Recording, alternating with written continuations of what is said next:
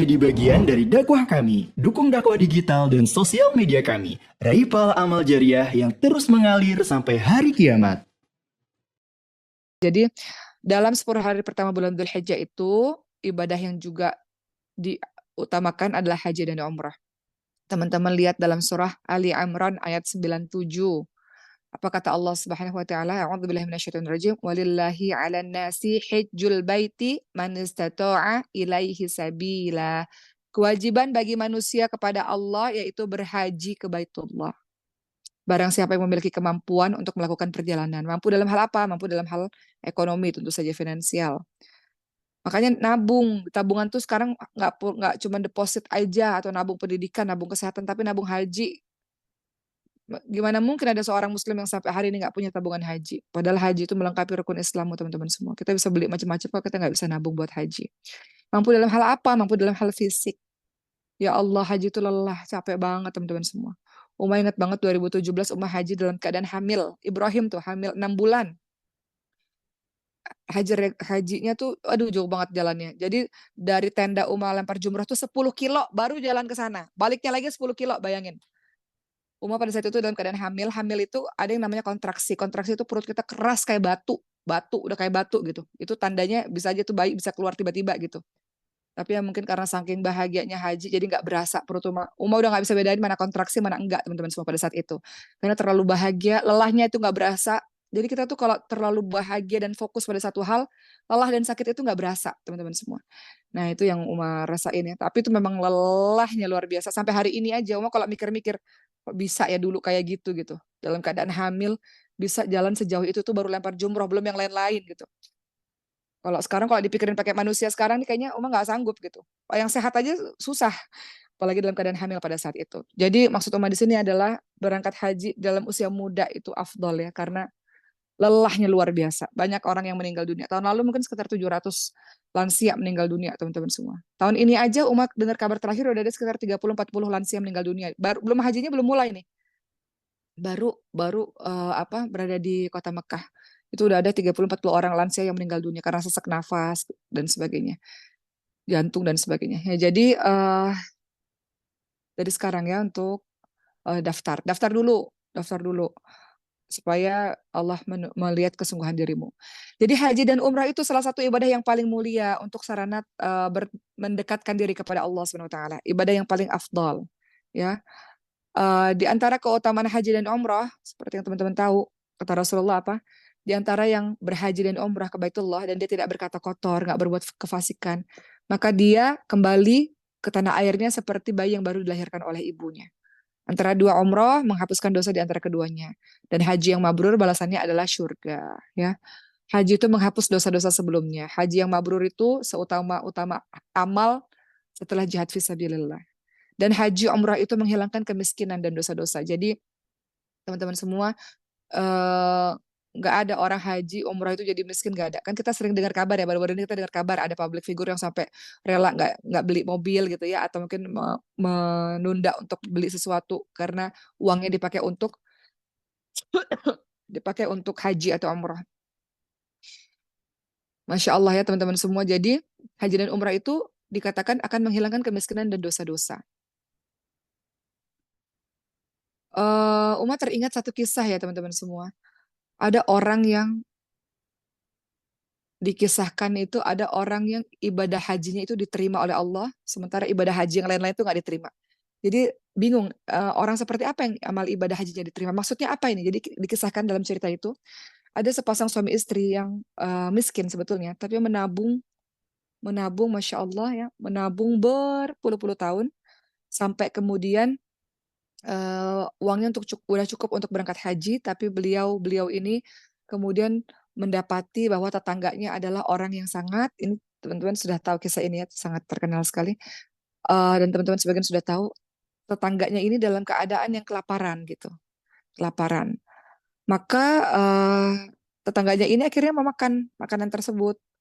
Mereka punya makanan tapi akhirnya memakan bangkai. Jadi ada bangkai yang kemudian mereka masak, kemudian mereka makan.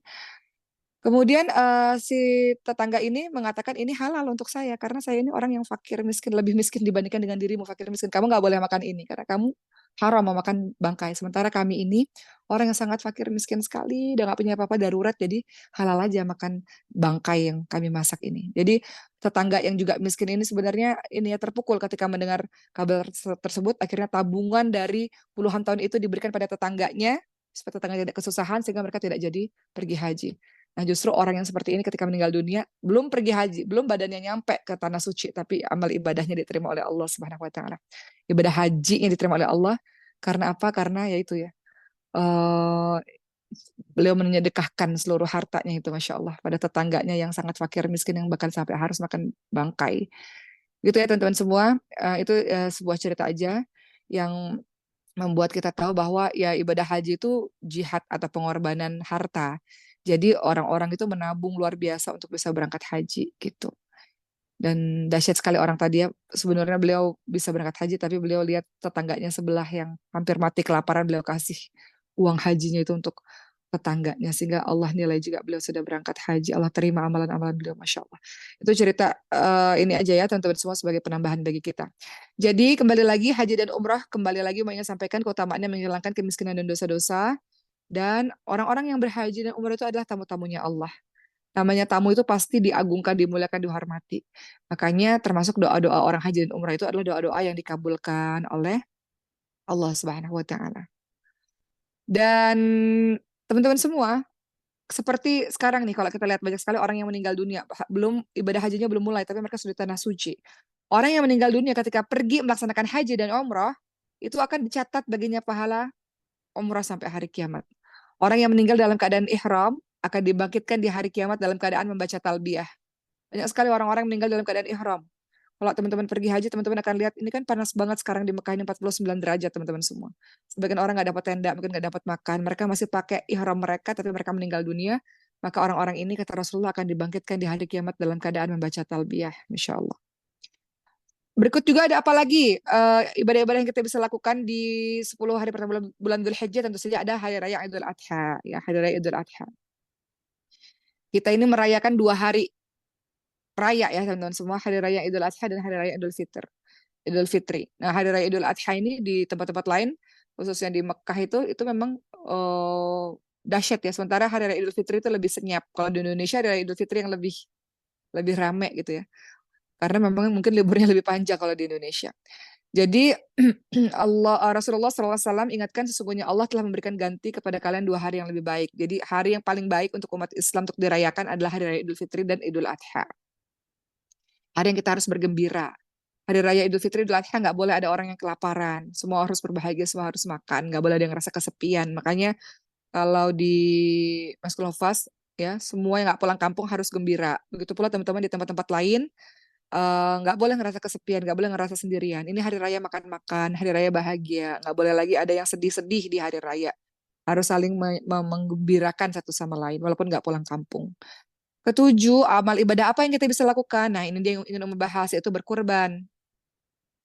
Berkurban nih teman-teman semua. Teman-teman lihat surah Al-Kautsar ayat 2. Apa kata Allah? A'udzubillahi minasyaitonirrajim. Fasholli lirabbika wanhar.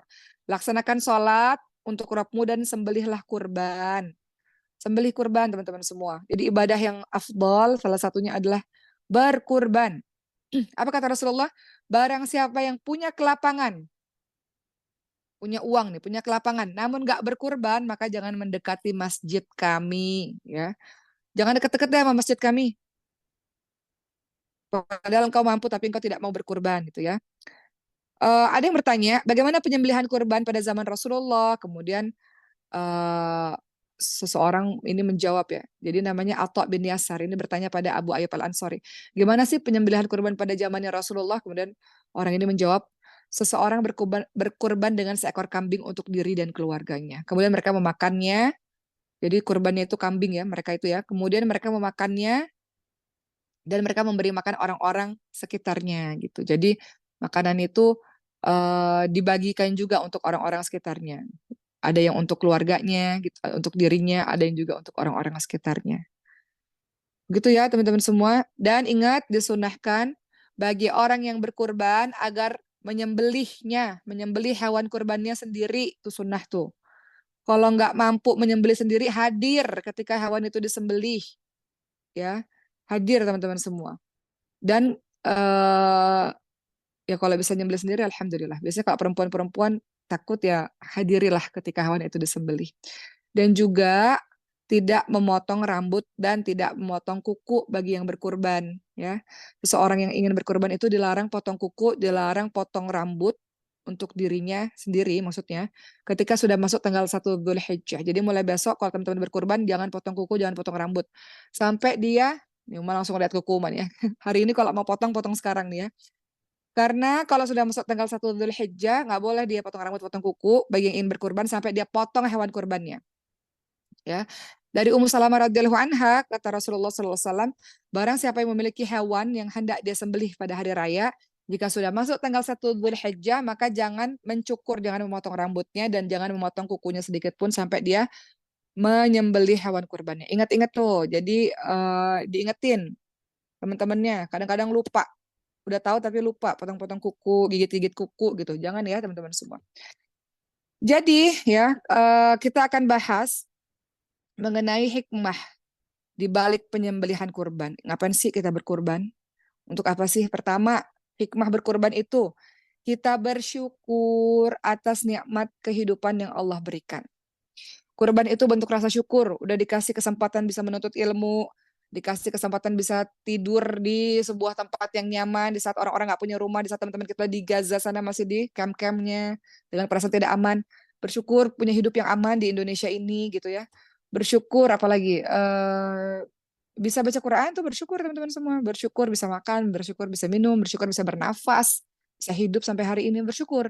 Jadi kurban itu hikmahnya adalah engkau bersyukur kepada semua apa yang sudah Allah berikan dalam kehidupanmu. Tanda bersyukurmu itu dengan kurban. Kedua, apa sih hikmah menyembelih kurban? Menghidupkan ajaran Nabi Ibrahim alaihissalam. Nabi Ibrahim ini digelari dengan nama Khalilullah, kekasihnya Allah. Jadi kekasih Allah itu ada siapa? Ada Nabi Ibrahim, ada Nabi Muhammad SAW. Menghidupkan ajaran Nabi, lihat Nabi Ibrahim alaihissalam. Allah perintah beliau untuk menyembelih anaknya, menyembelih Ismail alaihissalam. Ya, tapi akhirnya Allah ingin lihat siapa sih yang paling dicintai oleh Nabi Ibrahim, anaknya atau Allah. Maka Nabi Ibrahim menunjukkan pada kita semua, diabadikan kisahnya dalam surah As-Saffat ayat 100 sampai 111 tuh, nanti baca lagi. Dan seterusnya itu bahwa Nabi Ibrahim alaihissalam memilih Allah yang paling utama dalam hidupnya dengan melaksanakan perintah Allah untuk menyembelih Ismail. Walaupun pada akhirnya Ismail diganti dengan sembelihan yang lain. Jadi hikmah yang nomor 2 adalah menghidupkan ajaran Nabi. Membuat Allah yang paling utama dalam kehidupan kita, yang paling utama dalam hati kita, yang paling utama mendapatkan cinta kita. Menghidupkan ajaran Nabi. Ketiga, apalagi yang bisa kita ambil dari hikmahnya Idul Adha, hikmahnya berkurban, agar setiap mukmin mengingat kesabaran Ibrahim alaihissalam dan kesabaran Ismail alaihissalam. Kata Ismail alaihissalam dalam surat Safat ayat 102, kalau nggak salah, ketika ayahnya mengatakan, wahai anakku, semalam aku bermimpi menyembelihmu, apa pendapatmu? Pikirkanlah pendapatmu, kata Ismail alaihissalam. Lakukan ayat, mudah-mudahan aku termasuk orang-orang yang sabar. Jadi ketiga ini hikmah dari berkurban agar setiap mukmin mengingat tentang kesabaran yang dilakukan Nabi Ibrahim dan kesabaran yang dilakukan Nabi Ismail alaihissalam. Yang akhirnya sabar itu membuahkan ketaatan dan kecintaan kepada Allah SWT melebihi kecintaan pada makhluk. Ya, jadi kalau setiap mukmin mengingat kisah ini, maka kita bisa mencontoh bersabar dalam melakukan ketaatan. Dan seharusnya kita mendahulukan kecintaan Allah daripada kecintaan terhadap makhluk. Gitu. Itu hikmah dalam berkurban, Masya Allah ya. Berikutnya teman-teman semua, hikmah dalam berkurban adalah berbagi. Jadi berkurban itu tidak hanya hablum minallah, menunjukkan berkurban kita memberikan yang terbaik kepada Allah, bersyukurnya kita dalam rangka mendekatkan diri kepada Allah, dalam rangka mengingat atau meneladani kehidupan Nabi Ibrahim dan Nabi Ismail, tapi juga hablum minan nas, yaitu kita berbagi kepada banyak orang yang nggak mungkin jarang makan daging. Jangankan orang di luar lah, anak-anak pesantren jarang makan daging kan, teman-teman semua kan. Jadi ketika ibadah kurban, tiap hari berbulan-bulan akhirnya bisa makan daging, alhamdulillah. Sama seperti orang-orang di luar sana gitu. Makan daging itu sebuah hal yang istimewa. Jadi ibadah kurban itu hablum minan nas, untuk membuat orang bisa makan dengan enak gitu ya, untuk berbagi kepada banyak orang. Begitulah teman-teman semua. Jadi engkau akan mendapatkan keikhlasan, ketakwaan dari sembelihan hewan kurbanmu itu. menyembelih hewan kurban ini dalam bentuk pendekatan diri kepada Allah. Makanya seringkali ibadah kurban ini digandengkan dengan ibadah sholat. Tadi kan surah Al-Kautsar kan, washolli lirabbika wanhar, maka dirikan sholat dan berkurbanlah. Jadi ibadah ini digandengkan dengan sholat teman-teman semua. Ya, teman-teman lihat surah Al-An'am 162 itu ada kalimat inna salati wa nusuki wa mahyaya wa mamati lillahi rabbil alamin. Sesungguhnya salatku, nusukku, ya. Nusuk itu apa sih? Hidupku matiku hanya untuk Allah. Sebagian di antara tafsiran anusuk itu adalah sembelihan, teman-teman semua. Sembelihan. Jadi anusuk itu apa sih? Segala sesuatu yang mendekatkan diri kita kepada Allah Subhanahu wa taala. Namun biasanya tafsirannya beberapa di antaranya adalah untuk sembelihan. Nah, jadi yang ingin dicapai dalam ibadah kurban kita itu bukan dagingnya, bukan darahnya. Kalau teman-teman lihat surah Al-Hajj ayat 37, daging-daging unta dan darahnya itu sekali-kali tidak dapat mencapai keridhaan Allah, tapi ketakwaan kamulah yang dapat mencapainya. Jadi bukan yang dimaksud itu hanya menyembelihnya saja. Allah nggak mengharapkan dagingnya, Allah nggak mengharapkan darahnya. Allah maha kaya, Allah nggak butuh segala sesuatu.